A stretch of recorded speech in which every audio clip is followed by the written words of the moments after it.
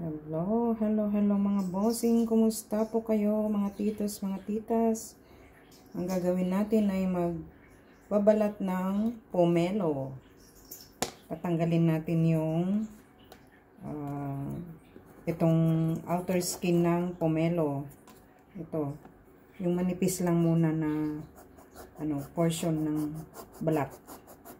Kasi pwede nating i-save itong balat ng pomelo.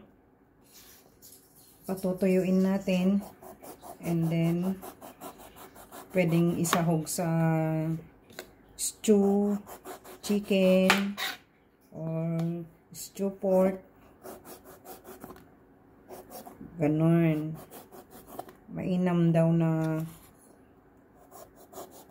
panglaban sa may mga hypertension, tsaka may diabetes, mga diabetic dyan. Pwede daw itong balat ng pomelo. In fairness, mga bossing, mga titos, mga titas, mga ka-reels, masarap. Hindi nyo malalasahan na na amoy pomelo. Basta masarap siya kasi patutuyuin muna hanggang parang yung tuyong-tuyo na. And then saka nakapalan ko. Saka pagka natuyo na, i-cut into bite size. Ibabad ng konti, siguro mga 15 to 20 minutes bago isahog sa stew pork or stew chicken. Ganon. Masarap kasi nasubukan ko na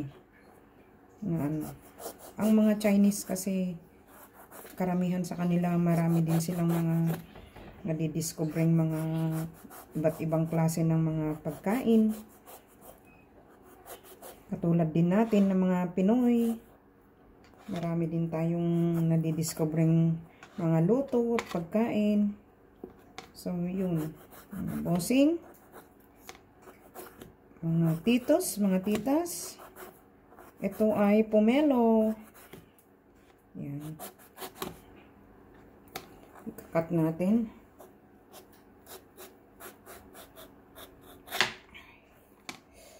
Ganun.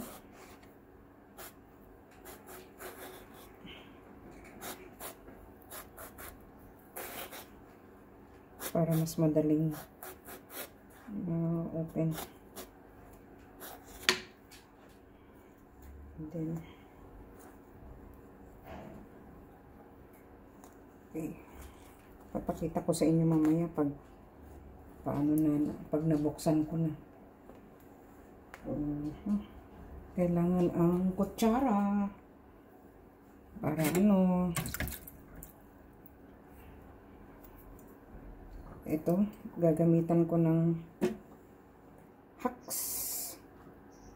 Kutsara. Push. Para mas madaling mabuksan. Yan ang hacks ko sa inyo. Itulak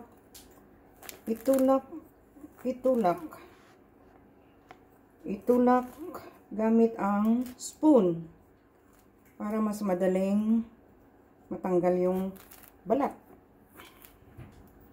ng pomelo, dahil kakainin din pati balat, isasahog sa lulutuing ulam. Yan.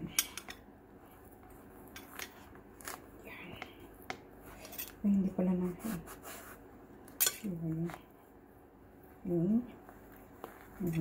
Sisi, mga lalabs.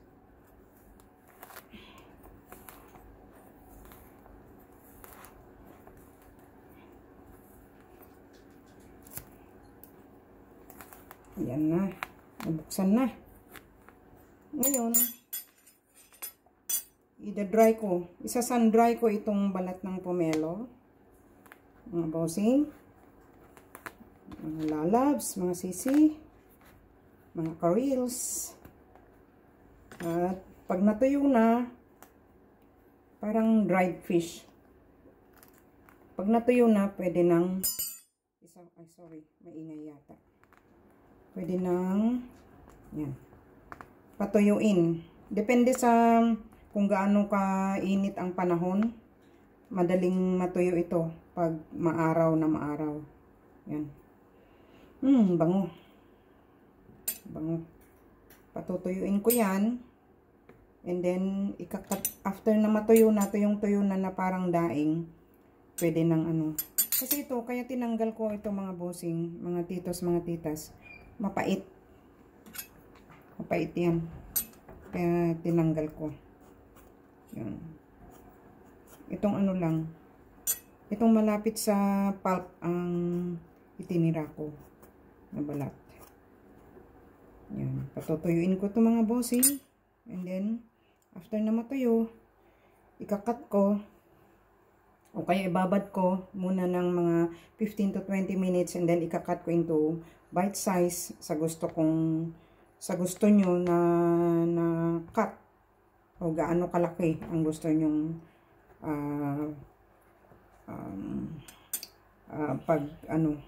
paghiwa. Bite size.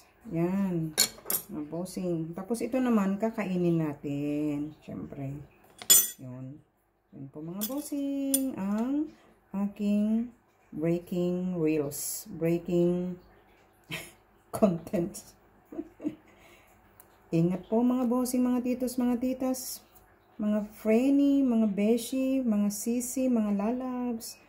Keep safe everyone. See you next time again. God bless.